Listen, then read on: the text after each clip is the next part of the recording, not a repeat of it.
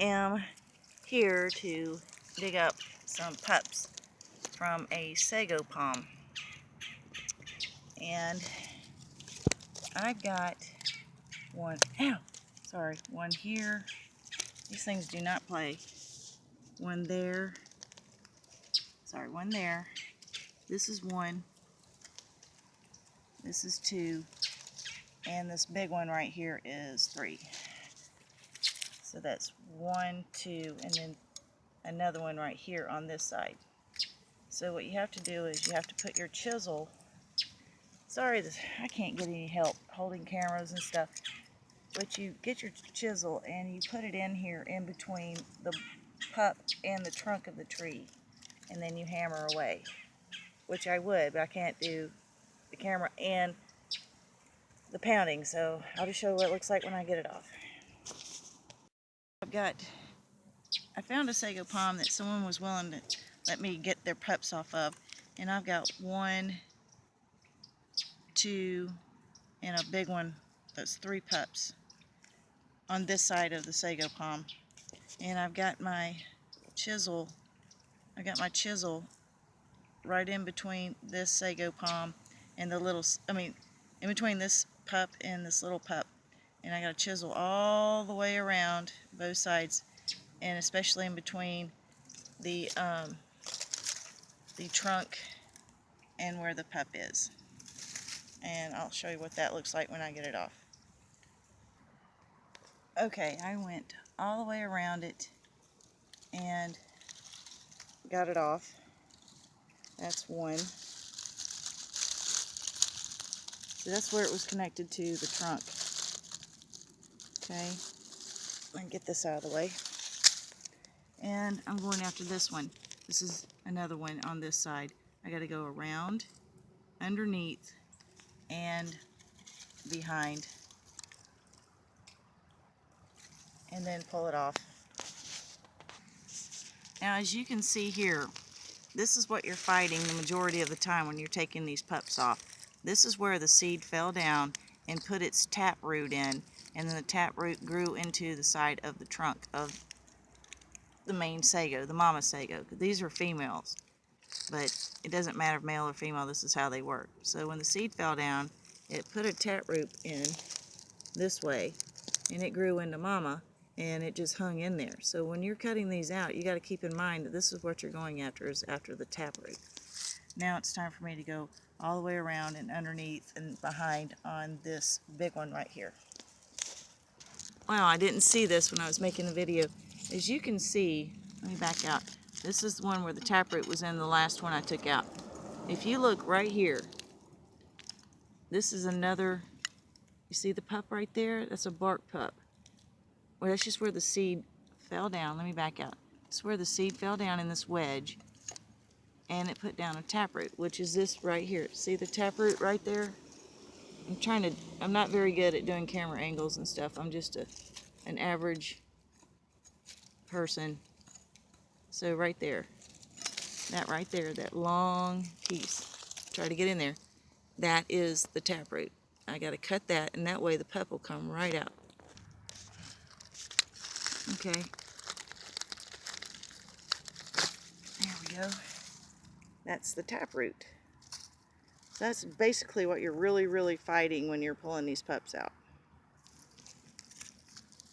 So far, so good. Now I'm going after this big one right here. I got to get behind here and underneath. Oops.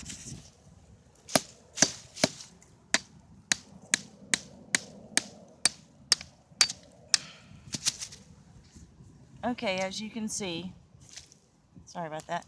As you can see, I went down in between and cut the taproot between the pup and the trunk. And let's see. Oh, well, there you have it. Wow, I got it. Oh, I didn't get the taproot. Ooh, earwigs, cool. Anyway, so this is what's holding it into the ground. It did put its taproot into the ground. Well, anyway, that's a Sago Palm taproot. There you go. I'm trying to not get earwigs in my glove. That is a taproot. Sorry about the camera, but I'm not an expert. So, let me cut that taproot. Now here's something interesting. Let me put my glove back on. Alright, this is the taproot for the mama. Not this little thing, not that. This big one right here. That is the taproot for the main Sago Palm. And I've got, let's see what I got here. Oh, I got some more pups. I got one here, sorry. One here, and another one right here. See, there's one right there, and there's one right here. Same thing all the way around. Whew. As you can see, I'm going in between with my, here we go. Sorry, I dropped it. There we go. I'm going in between the Sago Palm and the trunk and tapping, getting rid of that taproot. Okay, this is not all that I chiseled out, but just in making this video, I got 5 little ones. Nope, that's a lie. I got 6. This would make a great bonsai, by the way. I got that one. That's a nice one. This will probably go for about, I don't know, $50. But when I get them home, I've got to let these sores, as I call them, where they were chopped out, I got to rinse all the dirt off of them, and I got to let them dry out, get a little like a scab on them, and then I can plant them. Because if you don't do that, they'll get wet and rot. Okay, sorry about the wind. It's starting to pick up. There's 3 right. No, there's 3 right here. Actually, there's 4, but I don't see any fronds on this, and I don't want to go through the effort of digging those up or crowbarring these off, and they not do anything. So I'll come back in a few months and see if anything comes of them. But I am going to get this one. Okay, this took me a couple of hours, but I got all of them all the way around, and I didn't hurt the taproot on the mama. And I'm not going to worry about these pups that I left behind because I don't know if they're any good, and I will be able to tell in about, I don't know, a couple of months, a few months, like this one right here, because they only grow 1 inch in diameter and in height per year. So that's very, very slow growing. But I left the taproot intact, and all these wounds it's already like leaking a sap, and that will glaze over like a scab, and it'll be fine.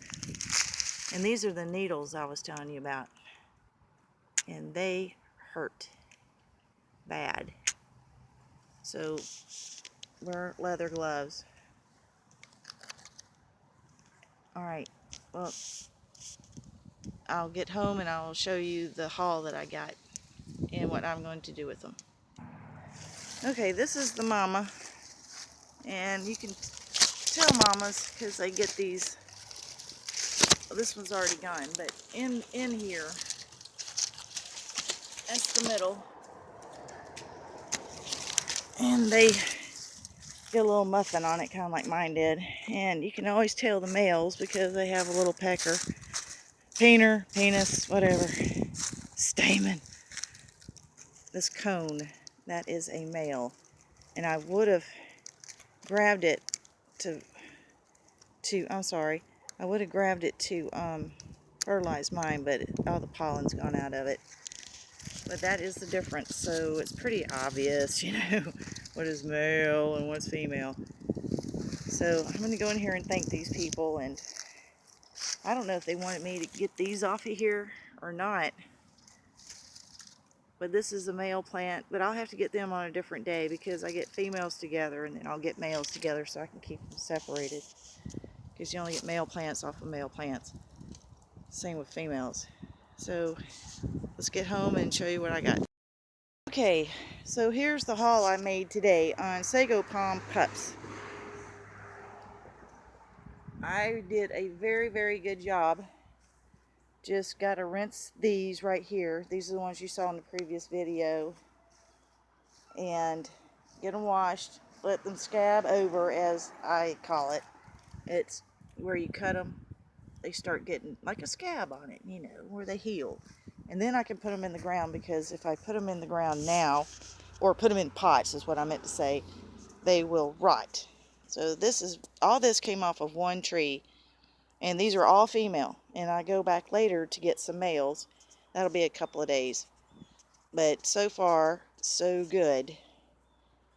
And just thought I'd share and let you know what it looks like when I get them in the pots.